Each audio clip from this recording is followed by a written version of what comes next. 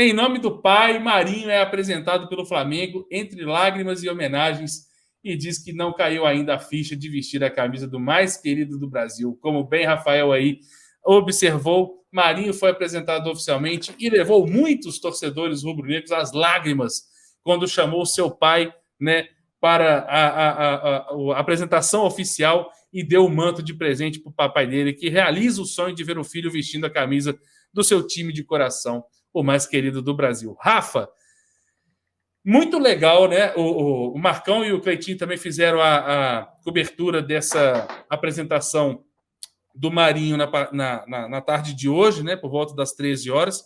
E eu queria sua opinião, Rafa, de toda essa apresentação. Vamos focar primeiro só na questão do Marinho, depois a gente entra na parada do Marcos Braz. Mas nessa coletiva do Marinho, Rafa, eu gostaria de saber os seus destaques, o que te chamou a atenção, além, claro, desse momento tão bonito que, cara, me emocionou demais quando eu vi. Eu não tinha visto ao vivo, não tinha chegado ainda, e na hora que eu vi só o vídeo que o Flamengo postou, foi assim, não deu para segurar a emoção mesmo, você vendo o filho realizar o sonho do pai. Queria saber a sua opinião aí, no geral, sobre a coletiva de apresentação do Marinho. Tá, eu vou destacar 2 pontos. O primeiro, com certeza, foi esse, que nitidamente ele estava emocionado, estava feliz, e ele reconhecia a grandeza do Flamengo. Isso às vezes parece besteira, mas há poucos dias um jogador chegou no Corinthians dizendo que ele voltar da Europa para jogar no Corinthians era um passo atrás. A forma como o Marinho se expressou revelou um respeito muito grande pelo Flamengo e uma consciência do tamanho que tem o Flamengo. Então, não é isso que vai determinar sozinho se ele vai ser um sucesso ou não em campo, mas eu acho que isso aí já contribui. O jogador ele tem que conhecer o lugar onde ele está chegando, ele tem que conhecer as características e ele tem que valorizar aquela oportunidade. Então, isso aí eu achei muito legal, assim como você, me emocionei pra caramba, um sonho de família, cara, isso é muito legal, cara, você poder ver o orgulho dele estar jogando no Flamengo e realizando o sonho do pai, e o pai aparentou chegar às lágrimas, assim, uma emoção muito bonita e muito sincera. E o próprio Marcos Braz destacou que foi a primeira vez que o pai do Marinho foi a uma apresentação. Ele esteve presente numa apresentação do filho num clube, e olha que o Marinho, o que ele mais teve nessa vida foi clube de futebol. Então, eu achei isso muito bacana também, com certeza me emocionei junto com você. Agora, eu quero destacar uma coisa da entrevista do Marinho.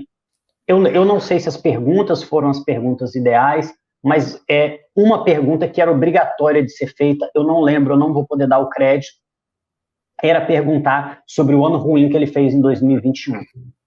Isso aí acaba sendo uma pergunta quase óbvia, e a forma como ele respondeu eu gostei muito, porque ele reconheceu, é tão raro no meio do futebol você ver uma autocrítica sincera, como ele fez. Ele não quis se esconder atrás de ter sido considerado o melhor jogador da Libertadores em 2020 ou do bom ano de 2019. Ele disse realmente que ele foi abaixo, não colocou a culpa na situação do Santos, falar, é porque o time também não estava bom, não, pelo contrário, ele assumiu a parte dele, não jogou a culpa em ninguém, cara, e eu acho que isso faltou em alguns momentos até um pouco para o Flamengo em 2021. Eu ouvi algumas entrevistas e tal, e todo mundo falando, pô, o pessoal esquece rápido, esse time é bicampeão brasileiro, mas os jogadores, alguns deles não tiveram essa postura de falarem o seguinte, olha, realmente a gente ficou devendo, e esse ano nós vamos entregar em dobro para a torcida de trabalho, de raça, de comprometimento. Então, eu destaco esse trecho específico da entrevista do Marinho, até porque, cara, nessa vida, se você não é capaz de fazer uma autocrítica, você está ferrado. Por mais que você chegue em algum lugar, você não vai conseguir se manter, porque você vai ficar vivendo de uma glória que você teve no momento passado. Então, gostei de tudo. O Marinho, realmente, dá para ver que ele é um cara que se expressa bem. Algumas respostas que ele poderia ter dado, ele preferiu se poupar. Por exemplo, foi perguntado, Marinho, aonde você prefere jogar? Ele optou por não responder. Sim. Ele diz que ele está pronto.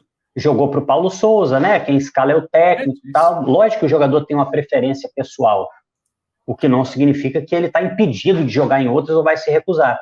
Mas até isso ele preferiu. Vamos falar uma verdade aqui. Por mais que nós, torcedores, que a gente goste de ouvir o jogador se expressando, quanto mais ele fala, mais ele pode cometer uma gafe ou depois ter que pagar por algo que falou. Joga peso nas próprias costas. É isso aí. Então, de repente, é um... Engraçado, esse joga peso nas próprias costas é do Monte, não é? Do Ramon Verdejo. Ele fala uma coisa parecida com essa, cara. Sabe quem que eu tô associando? O Bruno Viana. Bruno Viana. Que na coletiva dele ele fala assim, não, tomara que eu faça boas partidas aqui para conseguir voltar logo para a Europa. Ou seja, o Marinho demonstrou respeito que o Bruno Viana, por exemplo, não demonstrou. Abraço para o primo Alexandre. Mas tudo do Bruno Viana foi uma tragédia. Não foi a apresentação, foi tudo do começo ao fim. Eu sinceramente não me importo que o jogador use isso como motivação, que ele tenha esse plano na cabeça dele, que ele realmente entenda que voltar ao Brasil é um passo atrás e ele vislumbra voltar à Europa. O meu problema é que eu acho que ele não pode ser burro o suficiente para manifestar esse plano quando ele chega no clube. Cara, é muita burrice. Então, às vezes o cara pode ter, às vezes, um segundo de reflexão ou alguém preparar essa criatura para não falar uma asneira dessa. Exatamente. Mas, independente, não é o caso do Marinho. Eu vi uma felicidade muito sincera e uma vontade muito sincera que a passagem dele no Flamengo dê certo. Então, esses são meus destaques. Gostei muito da apresentação do Marinho. Fiquei até ainda mais empolgado com a chegada dele. Top demais, Rafa. Concordo com tudo que você falou. Passo a bola para o Perrotinha também. Né, Perrotinha? Dentro daquilo que a gente acompanhou, até pelos nossos colegas Marcão e Cleitinho comentaram, né, na live das 13 horas, junto com a coletiva do Marinho. O que você consegue destacar, além desse excesso de vontade e de responsabilidade que o Marinho coloca em si para dar certo com a camisa do Flamengo, né? Teve até um inscrito no chat que colocou assim, para quem não viu, né? Mais ou menos assim que ele escreveu, eu perdi o nome de quem escreveu, mas para quem não viu, procure depois a participação do Marinho num podcast. Isso eu não sei qual podcast que é, mas eu acredito que seja o Podpah, né? Ou aquele outro, Flow. Mas que eu vou até procurar depois, meu parceiro, para ouvir, porque de repente a gente fica mais por dentro ainda do que aconteceu com o Rafinha de 2020, o Marinho de 2021, né, de 2020 até, dá até para ter um pouco de noção mais da carreira do atleta, que foi movida por altos e baixos, né, Perrotinha? E dentro desses altos e baixos aí, teve uma boa fase no Santos, e aí eu queria saber se você coloca uma expectativa no nome do Marinho com a camisa do Flamengo, né, por conta da apresentação, ou se você mantém os pés no chão, como sempre foi? Eu mantenho os pés no chão para me manter coerente com a opinião que eu dei quando seria anunciada a contratação dele. Acho que é um jogador bom, mais experimentado, inclusive, do que o próprio Michael, por exemplo. Um jogador que tem muito potencial para dar certo. Mas os últimos anos, né, tirando o último ano aí, do qual, inclusive, como o próprio Rafael destacou, foi um ano ruim. E aí a gente precisa ligar o sinal de alerta e torcer muito para que isso não torne a acontecer. Marinho tem a seu favor o fato de que talvez seja a primeira vez, não sei se é a primeira, mas pelo menos acho que é a vez mais qualificada dele num time. Marinho chega com experiência, está com 31 para 32 anos, eu acho que é isso. Chega com certa experiência, certa bagagem, de ter jogado já a final de Libertadores, de ter jogado em grandes clubes. Mas né, eu acho que é a primeira vez que ele tem um time tão qualificado ao lado, com tantos jogadores indiscutíveis. Né? Eu torço para que dê certo, a verdade é essa, mas eu vou manter meus pés no chão. Acho que ele não tendo a série de contusões que ele teve no ano de 2021, Marinho pode ter uma sequência de jogos que, e isso é muito legal, eu não lembro quem falou isso aqui no canal, o Marinho pode gerar uma sombra, principalmente ao Everton Ribeiro, que ele nunca teve. Para mim, é o Everton Ribeiro. Principalmente o Everton Ribeiro, que ele nunca teve. É uma sombra que, assim, pro Everton Ribeiro sempre foi muito confortável a meia-direita. E o Marinho pode chegar e falar assim, irmão, não vou deixar ser. Ele tendo uma boa sequência, não tendo contusão, tudo acontecendo como a gente sonha que aconteça, acho que pode ser legal. Com relação à emoção, eu fiquei pensando, eu estava na estrada quando estava rolando a coletiva e eu estava vendo o programa no carro do Marcão e o Cleitinho passando a coletiva. Claro que toca e fica emocionado. Quem não fica? Impossível. Se você não fica emocionado, tu tá na vida errada, irmão. Tu tem alguma coisa que você precisa de se tratar, né? Provavelmente. Você precisa entrar no micro-ondas e esquentar o coração, irmão. Porque é claro. Eu fiquei pensando na hora se já aconteceu de algum jogador se emocionar de uma maneira absolutamente quase descontrolada, como foi. Não é que foi descontrolada, mas assim, de uma maneira mais jocosa, assim. Ir aos prantos. Ir aos prantos, assim, um jogador falar assim, cara, eu consegui, eu tô jogando no Flamengo. Não me recordei. Certamente. Não me recordei. Mas eu me recordei de algumas coisas, de casos absolutamente iguais ao que houve hoje do Marinho, que causou comoção. Eu lembrei, o primeiro que eu lembrei foi o Pedro Rocha. Eu não sei se vocês lembram. A coletiva do Pedro Rocha, ele chora e fala do seu pai, de nome Gessé, tá? Que era flamenguista nato e que fez ele, inclusive, escolher o Flamengo de uma maneira mais fácil, de querer vir para o Flamengo e etc. Pedro Rocha foi um desses jogadores que teve... Oi. Não, tô imaginando o discurso do Rafa indo por água abaixo agora. Com a expectativa da declaração boa e tal, e aí a gente recorda o Pedro Rocha. Tá zicando o Marinho. Calma que eu vou puxar mais. Já tá zicando o Marinho, para. Vamos para o segundo jogador que também fez algo bastante semelhante. O nome dele é um volante, o nome dele é Rômulo, com uma passagem espetacular pelo Flamengo. Chorou na coletiva e também homenageou o pai dele, que era flamenguista e que fez ele ser flamenguista. Esqueci o nome do pai dele agora. Eu li, inclusive, sobre isso, mas eu acabei agora esquecendo. Tem mais? Quer mais? Quero. Vai piorar.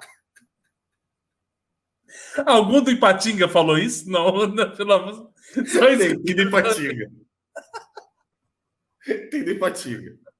Meio de campo do Ipatinga. Meio de campo, foi contratado pelo Flamengo, chegou a pegar a camisa 10. Minhoca falou isso? Walter Minhoca. Mas não se emociona. Fala que vai realizar o sonho do pai, que era um dia ele jogasse com a camisa do Zico. Quer mais? Tem mais. Tem Obina. Obina tudo bem. Tem Obina. Souza Casarão hoje. Não. Para. Você tá colocando o Obina no mesmo patamar desses jogadores que você falou antes? Você acha que não? O Obina é melhor que Tô com você, Romo. Ou Romo não. Rafael. Pelo amor de Deus, cara. Você me deu o exemplo aqui que eu tava procurando para falar assim, pô, você tá zicando o Marinho à toa. Porque o Adriano, quando voltou, se emocionou. Mas aí você foi e largou um Obina. Você resolveu o meu problema.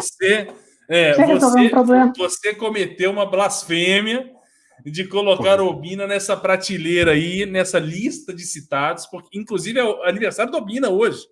Aniversário do Obina hoje, Manuel de Brito Oliveira, eu acho. Não sei o Oliveira, mas Manuel de Brito. Manuel de Brito Filho, eu acho.